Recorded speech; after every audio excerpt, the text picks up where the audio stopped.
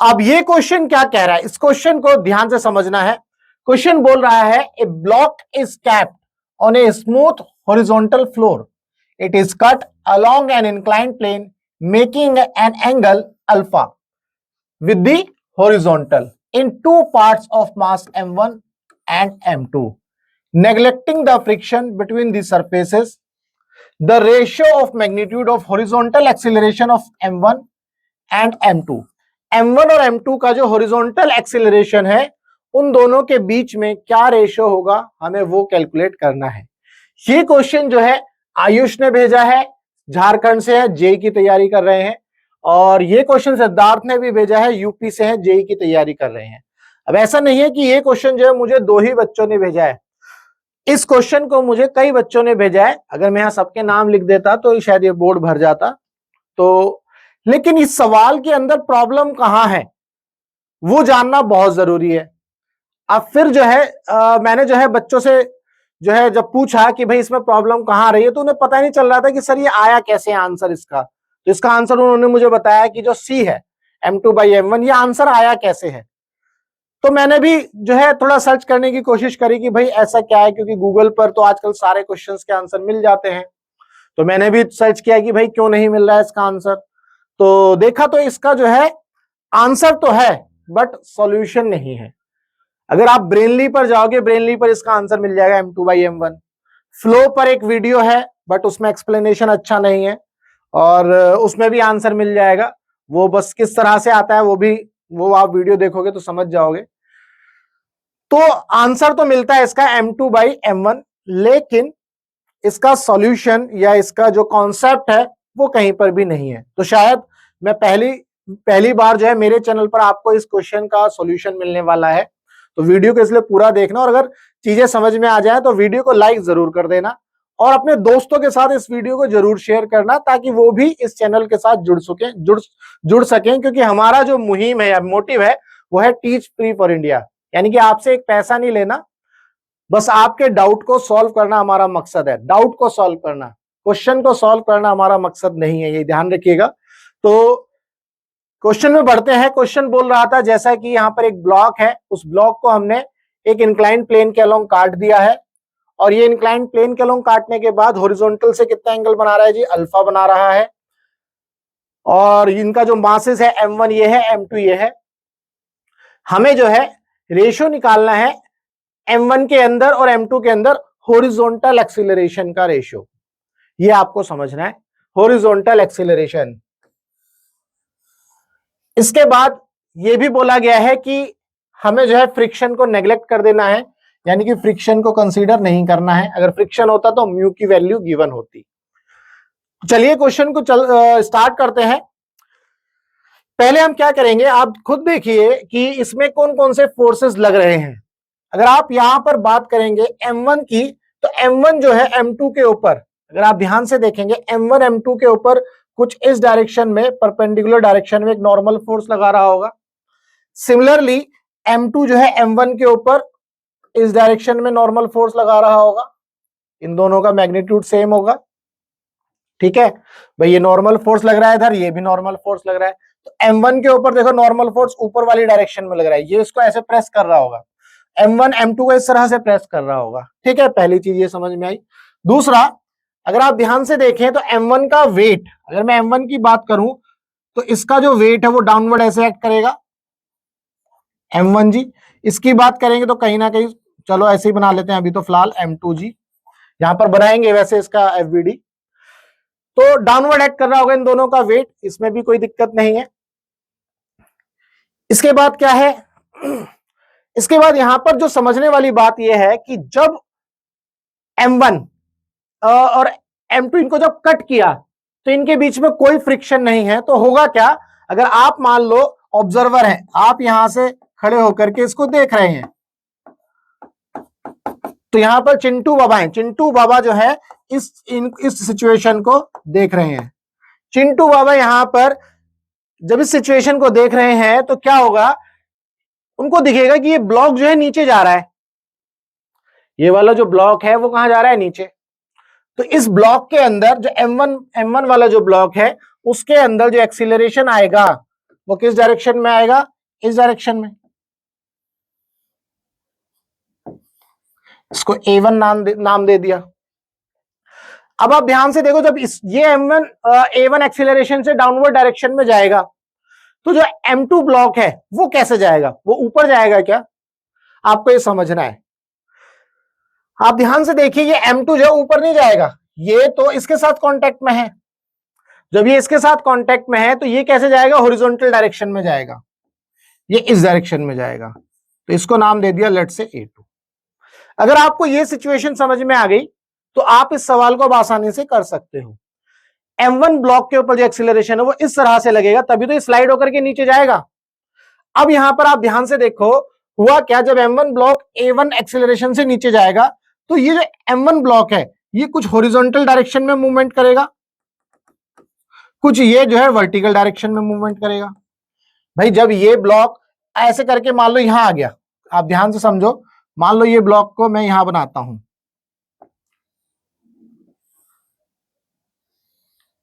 Late से यहां आ गया, तो ये जो पॉइंट था, ये वाला जो पॉइंट, लेट से अब ये पॉइंट यहां बन गया है।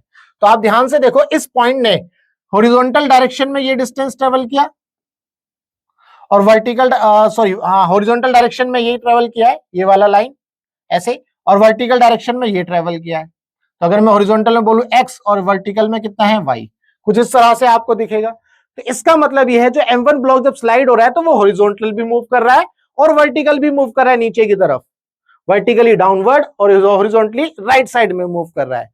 ये सिचुएशन आपको समझ में आ गई। अगर हम M2 की बात करें तो वो लेफ्ट में मूव कर रहा है। अगर आपको ये सिचुएशन समझ में आ जाती है तो उसके बाद आपको क्या करना है, इसका FBD बनाना है और इक्वेशन लिखनी है फोर्सेस की। तो चलिए स्टार्ट करते हैं। लेट्स से मैं M1 के लिए इक्वेशन लिखता हूं। मैं M1 को एक पार्टिकल मान लेता हूं, यहां पर मैं M1 को लेट्स से एक पार्टिकल मान लेता हूं, इसका सेंटर ऑफ मास ये है। तो ध्यान से देखो, इसके ऊपर एक N लग रहा है, इसी डायरेक्शन में मैंने लगाया N। इसके बाद इसका जो वेट है वो डाउनवर्ड एक्ट कर रहा है जी, mg। ठीक है, इसके बाद क्या है, इसमें एक्सीलरेशन एक्ट कर रहा है,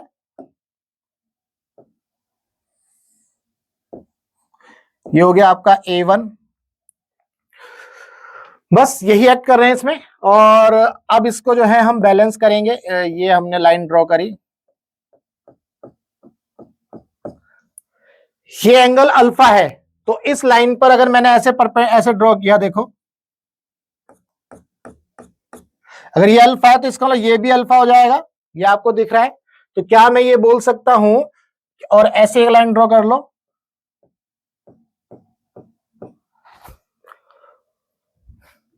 और जिस डायरेक्शन में एक्सीलरेशन बन रहा है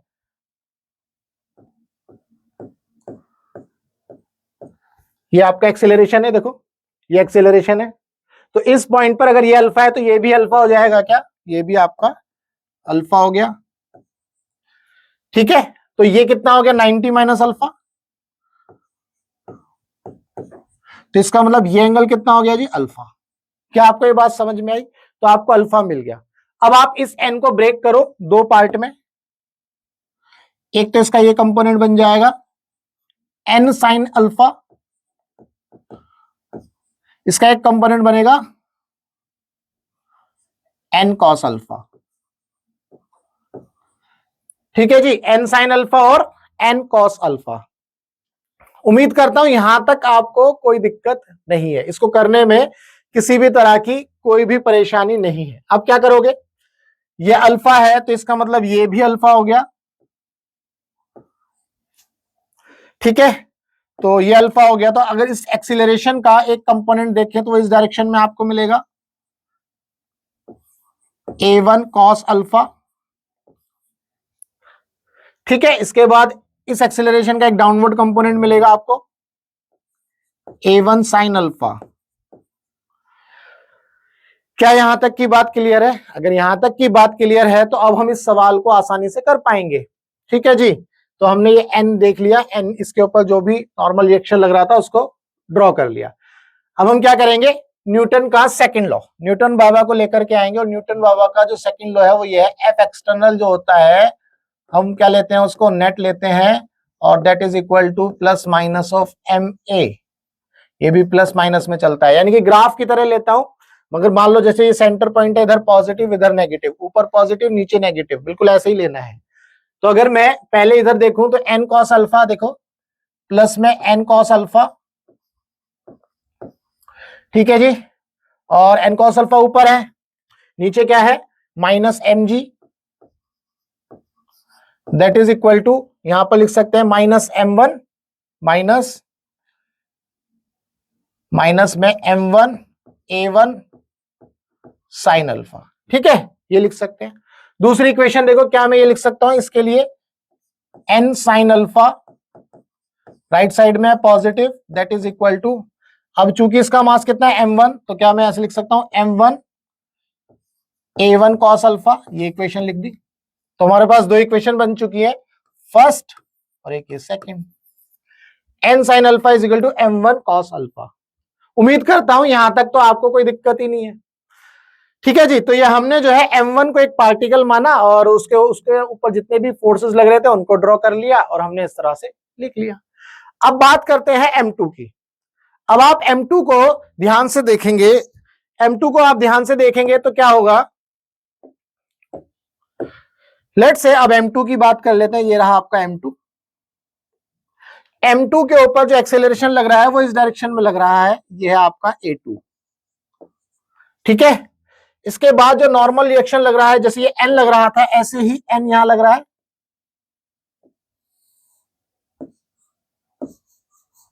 इसका जो वेट लगेगा वो डाउनवर्ड लग रहा है,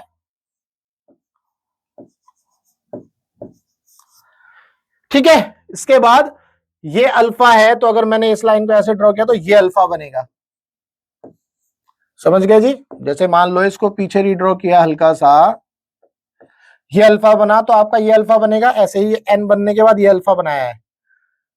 उम्मीद करता हूं यहां तक कोई दिक्कत नहीं है, इसको पीछे रीड्रॉ कर लो, ये ठीक है। तो यहां से एन के दो कंपोनेंट बन जाएंगे, एन के दो कंपोनेंट बने तो यहां पर क्या बनाइए, एक कंपोनेंट आपका ऐसे बनेगा एन कॉस अल्फा,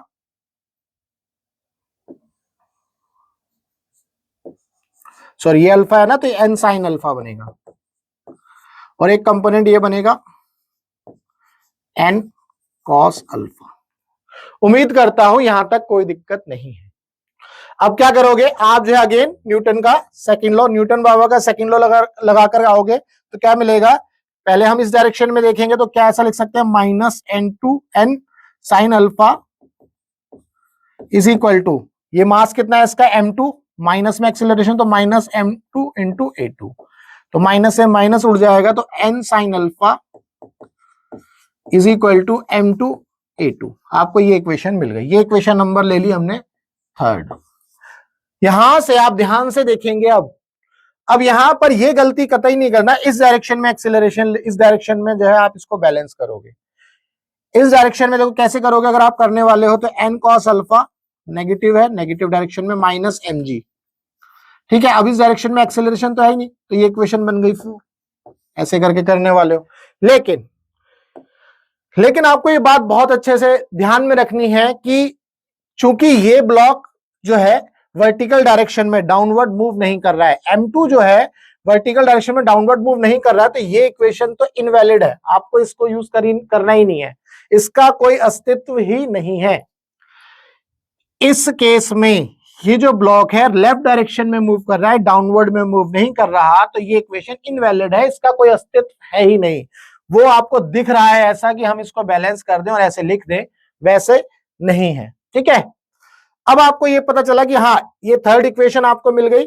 इसके बाद आप देखो फर्स्ट और सेकंड में ही जो है सारा खेल है, सॉरी सेकंड और थर्ड इक्वेशन में ही सारा खेल है। देखो अब सेकंड और थर्ड इक्वेशन में ध्यान से देखो, n sine alpha is equal to m2a2, अगर मैं n साइन अल्फा की जगह m2a2 रख दूं तो क्या मुझे ये आंसर मिलेगा, m2a2 is equal to m1a1 cos alpha. क्या हम ये लिख सकते हैं? जी बिल्कुल लिख सकते हैं। अब इसके बाद क्या करोगे, इसके बाद सोचो क्या आंसर आना चाहिए।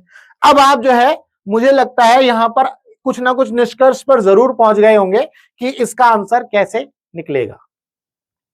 तो ध्यान से देखिए कि क्या होने वाला है। ध्यान से देखो, ये एक्सीलरेशन a1 है, इसका हॉरिजॉन्टल कंपोनेंट एक्सीलरेशन का वो a1 cos अल्फा है। क्या यही होगा? जी हाँ, यही होगा।